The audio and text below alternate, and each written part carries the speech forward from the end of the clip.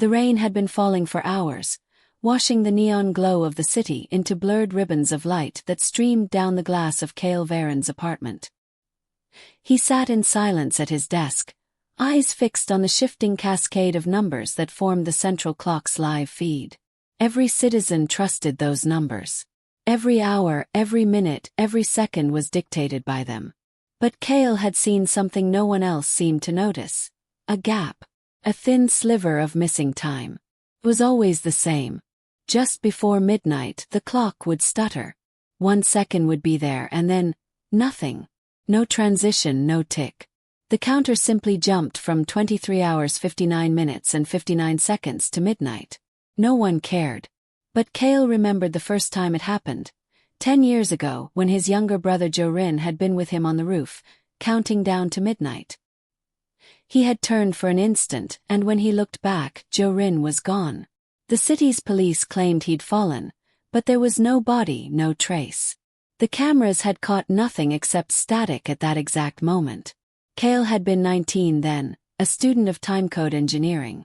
Now, at 29, he was one of the best in the city, though the title meant little. He lived in a one-room apartment overlooking the Chrono District's central tower, the core spire, where the central clock pulsed like a heart of light. Officially, his work was maintenance on secondary grid systems. Unofficially, he'd spent years combing through logs, cross-referencing data bursts, and decoding irregularities that the system should not have had. Tonight, the irregularities had multiplied.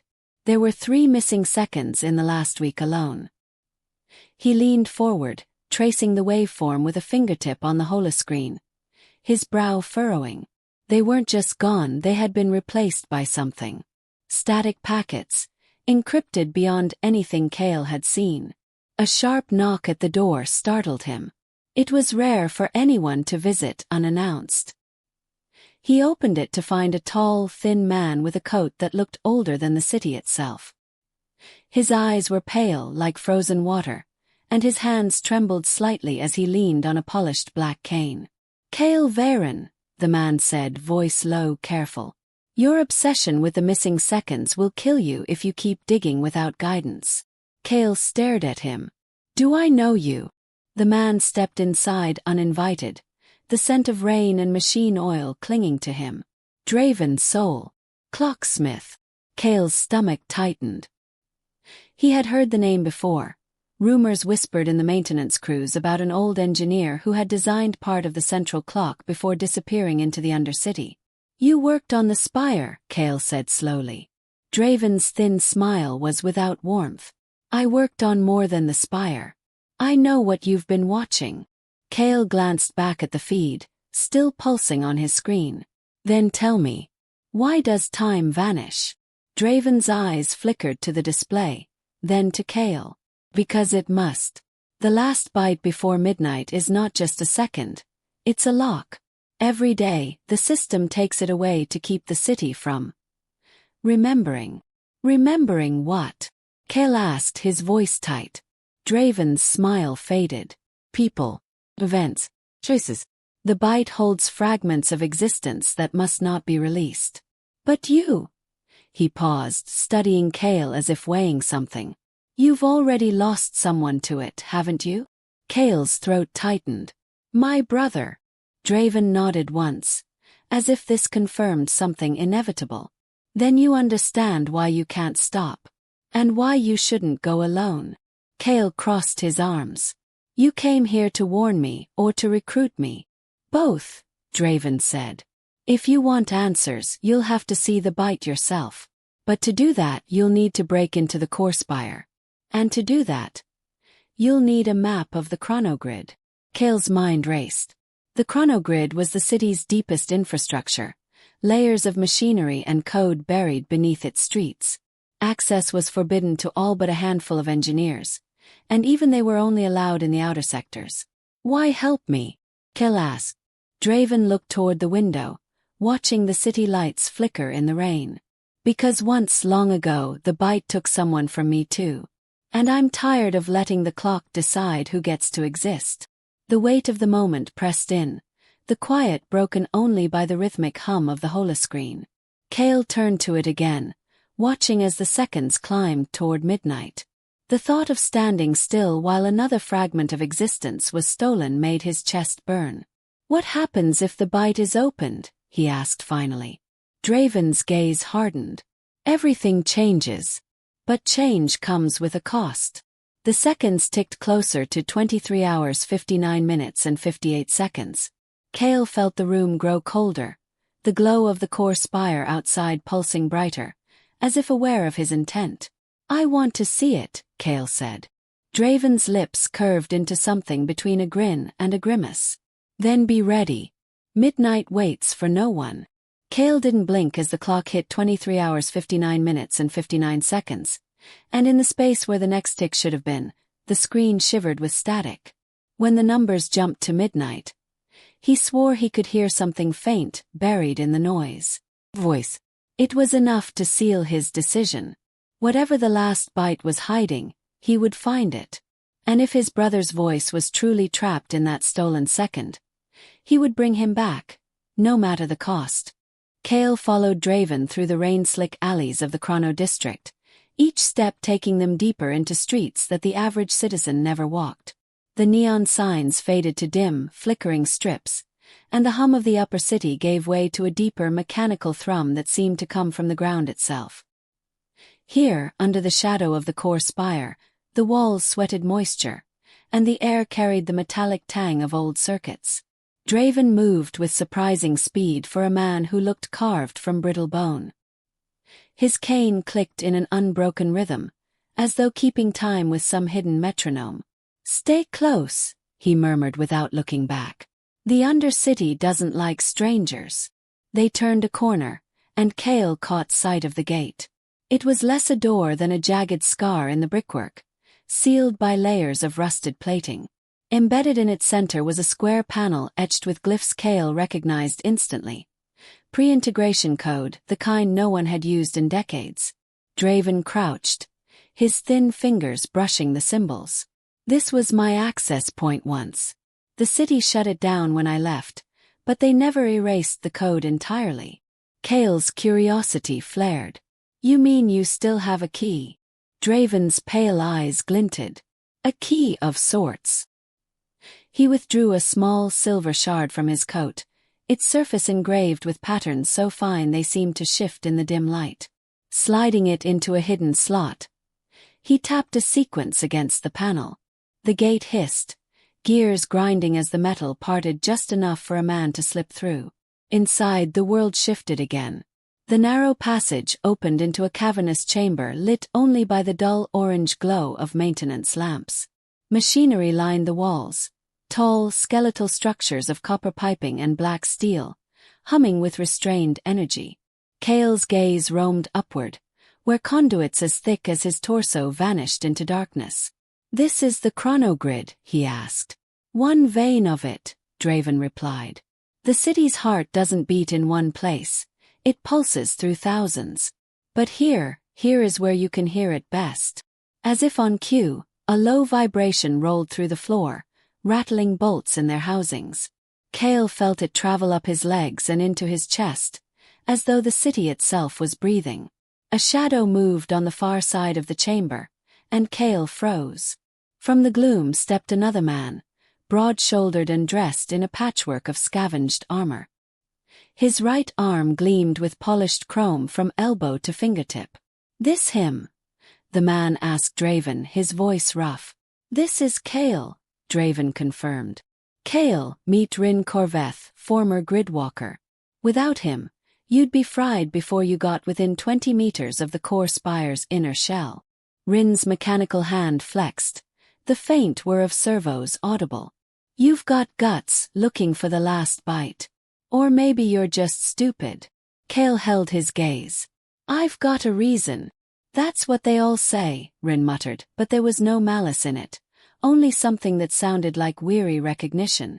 Draven stepped between them, his voice measured. We don't have long. The byte window is less than 24 hours away. We need to get him a visual on the spire's access points before the city scrubs the grid maps again. Rin grunted and moved toward a nearby terminal, a battered console wired into a tangle of glowing fiber strands. As his chrome fingers danced over the keys, the display flared to life, showing a rotating schematic of the core spire. The outer levels looked familiar, but as the rotation slowed, Cale saw the inner core, a twisting helix of conduits wrapped around a column of light. "That's it?" Cale asked quietly. "That's it," Rin replied. At exactly 23 hours 59 minutes and 59 seconds, the inner core opens a microchannel to dump the byte. The moment it's gone, the channel collapses. You've got maybe 3 seconds to intercept it before it's sealed for another day. Cale's pulse quickened. "What happens if I miss it?" "You don't get another shot until tomorrow," Rin said. "If you're still alive by then." The words sat heavy in the air. Cale stepped closer to the terminal, tracing the path Rin had highlighted. The entry route was a nightmare. Narrow crawl spaces, heat ducts, maintenance lifts that hadn't been serviced in years. Draven's voice cut through Cale's thoughts. "This isn't just about speed. The Byte will fight you." Cale frowned. "Fight me?" Rin nodded grimly. "It's not just data, it's alive. Not in the way you are, but enough to defend itself. You'll see." For a moment no one spoke. The hum of the grid filled the silence, and Cale realized he was standing on the threshold of something irreversible. If the Byte was alive, if it truly held the voices of the lost, then what would freeing it mean? Draven stepped closer, placing a hand on his shoulder. "Midnight comes whether you're ready or not. But if you are ready, it can give you back what it took." Cale met his eyes. "Then I'll be ready." From somewhere above, a distant chime rang, a single note that echoed through the chamber like a warning. Rin's gaze lifted. "Shift change topside. We move now, or we don't move at all." Cale glanced once more at the schematic, locking every turn and junction into his memory. He could almost see his brother's face in the static of his thoughts, hear the faint echo of the voice he'd glimpsed at midnight. When he turned back to Draven and Rin, his answer was already set in stone. "Let's go." And with that, the three of them slipped into the tunnels, leaving the hum of the grid behind, walking toward a spire that waited for them like a clock counting down. The tunnels twisted like the arteries of some vast, slumbering beast. Rin led the way, his mechanical hand brushing the walls as though feeling the pulse of the grid beneath the surface. Each junction was marked by his quick, silent gestures, and Cale followed them with the precision of someone who knew a single wrong turn could bury them in an automated lockdown. Draven brought up the rear, his cane tapping lightly, a steady beat against the distant thrum of machinery overhead. They moved through narrow crawlspaces where the air grew hot and stale, past grates that looked out into endless shafts of pistons and cables. Every so often, a flicker of motion passed beyond the mesh. Maintenance drones, their spindly arms clicking as they welded or rewired. Rin never looked twice at them, but Cale could feel their sensors sweeping the darkness. The deeper they went, the louder the sound became, a resonant hum like the vibration of a cathedral's organ pipes. It seemed to crawl into Cale's bones. He remembered what Rin had said. The Byte was alive, and for the first time he wondered if this was it calling to him. They stopped at a circular hatch embedded in a section of smooth alloy wall. Its center bore no lock, only a small dark lens. Rin stepped forward, placing his chrome palm against it. The lens flared with pale light, scanning up his arm. A soft chime followed, and the hatch rotated open, revealing a vertical shaft glowing with a soft golden haze. "Maintenance lift," Rin said, stepping in. "It'll take us halfway up the spire. From there we climb." The platform rose in silence, carried by magnetic rails. Through narrow slits in the wall, Cale glimpsed the spire's inner mechanisms, vast coils of energy wrapped around translucent conduits that pulsed in time with the city's heartbeat. It was beautiful and unnerving, like being inside the lungs of something that shouldn't be alive. Halfway up, the lift slowed, halting beside a narrow catwalk. Rin stepped out first, scanning the shadows. "We're close now. The core access ring is just ahead." They moved in single file, the catwalk groaning faintly under their weight. The air here was sharper, tinged with ozone. Draven's voice was a low whisper behind Kale. The byte will sense you as soon as you get near. It's not passive. It remembers every attempt to reach it, and it learns. Before Kale could reply, Rin stopped suddenly, raising his hand. From the darkness ahead came a faint shimmer, like heat over metal. Then it took form, slender humanoid, made entirely of rippling light. Its face was a shifting blur, but Kale felt an undeniable weight in its gaze. Gatekeeper, Rin muttered. It's an old defense construct. Don't move too fast. The figure stepped onto the catwalk, its limbs bending in unnatural arcs. Its voice was a distortion, like words breaking apart in a storm. Unauthorized presence detected. Leave or be erased. Kale's instincts screamed to move, but Rin's arm shot out, holding him back. You can't fight it head-on. It'll delete your neural imprint before you take 3 steps. Draven leaned in close to Kale. It's not meant to destroy the byte, it's meant to guard it. Which means there's a way past. Kale's eyes tracked the gatekeeper's movements, noting the way its form flickered every time it stepped over certain sections of the catwalk. It's tethered, he murmured. Bound to the platform's sensors. Rin's expression tightened. If you're wrong, it'll cut you in half. Kale didn't answer. Instead, he stepped forward slowly, matching the rhythm of its flickers, timing his steps to when its form destabilized. Each moment stretched longer than it should have, the hum of the spire growing louder until it felt like his heartbeat had synchronized with it. The gatekeeper's head snapped toward him, its blur sharpening into something almost human. You carry a signal, it said, voice glitching. Old, familiar. Kale froze. You know me. His form wavered. Not you. The echo you carry. It waits. For a heartbeat, Kale thought he saw his brother's face inside the shifting light. Then the image dissolved, and the gatekeeper stepped aside. The path beyond was clear. Rin exhaled sharply. I've never seen one do that. Draven's gaze was fixed on Kale.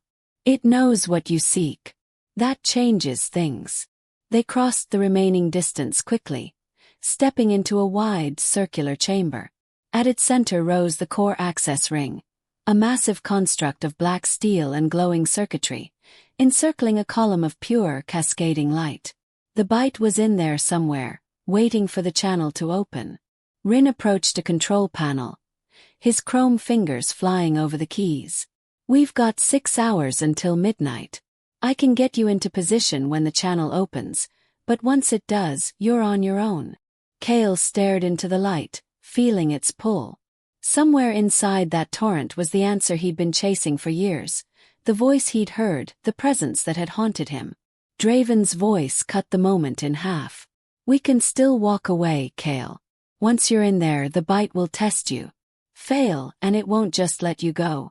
It'll make sure you never leave. Kale didn't look at him. I'm not leaving without it. The light seemed to flare at his words, as if in response. And for a moment, just a moment, he swore it pulsed in time with his heart. The chamber trembled as the first pulse of midnight rippled through the spire. Light poured down the core in blinding torrents, each wave carrying a soundless pressure that pressed against Kale's chest. Rin's fingers blurred over the console, opening a narrow bridge of data threads into the heart of the column. This is it, Rin said, voice taut. Step through now, or the window closes for another year. Kale moved forward, but Draven's cane shot out, barring his way. The old man's gaze was unblinking, sharp despite the swirling chaos around them. Remember this, Kale. What you find in there won't be the byte as it is, but as it chooses to appear to you. It will strip you down to the core of who you are. Lie to it, even to yourself, and it will devour you. Kale swallowed, nodding once. Then he stepped into the light. It was like being pulled inside a storm of thought and memory. Images shattered and reformed. Streets from his childhood, voices long dead, the metallic tang of rain in the lower districts. Shapes moved within the currents, some familiar, some impossibly alien. And then, in the space between 2 blinks, He was standing on a narrow bridge suspended in endless black, a single figure waiting at the far end. It looked like his brother. The sight stopped him cold. Every detail was exact. The uneven way his brother's hair fell over his brow, the faint scar under his left eye. But the eyes were wrong. They glimmered like circuitry, every blink releasing faint sparks into the void. "You're not him," Cale said, voice low. "I am every piece of him you remember," the figure replied. "And every part you've forgotten. That is enough." Cale stepped closer, his pulse quickening. "I'm here for the Byte." The figure smiled faintly. "You seek power, knowledge, truth. But you already carry one truth, don't you? The one you've been running from." Cale's jaw tightened. "You don't get to decide what I face." "I don't need to decide," the figure said, tilting its head. "You've brought it with you." The void around them began to shift, rippling into scenes Cale had locked away. Nights he'd chosen not to fight back, moments he'd turned away from people who needed him. His brother's face was there in all of them, watching. "You can take the Byte," the figure said, "but only if you carry all of this with you. If you accept every flaw, every choice, every shadow you've made part of yourself." The weight of it pressed in like cold water. Cale's instinct was to deny it, to shove the images away, but he forced himself to meet each one. His failures, his betrayals, they weren't accidents. They were him. And yet, beneath them all, something unbroken still burned. He lifted his head. "I'm not perfect. I'm not even close. But I'm still here. And I'm not leaving without it." For a long moment, the figure simply stared. Then its expression softened, and the circuitry in its eyes dimmed. "Then take it." The bridge collapsed beneath him, but Cale didn't fall. He was pulled upward, the darkness shredding away into pure, blinding light. The Byte's presence surged into him, not as an object, but as a voice in his mind. Calm, endless, awake. When the light faded, he was back in the chamber, knees hitting the metal floor. Rin was staring wide-eyed. "You were gone for hours." Cale's voice was hoarse. "Felt like minutes." Draven stepped closer, studying him. "And the Byte?" Cale met his gaze. "It's not just data. It's alive. And it remembers." The spire shuddered once, as if in warning. Far above, a deep, resonant hum rolled through the structure. Different from before, heavier, purposeful. Rin's hand tightened on the console. "You woke something." Cale stood, the Byte's voice a quiet pulse in the back of his mind. "Not something. Everything." And as the hum grew into a roar, he knew their journey had only just begun.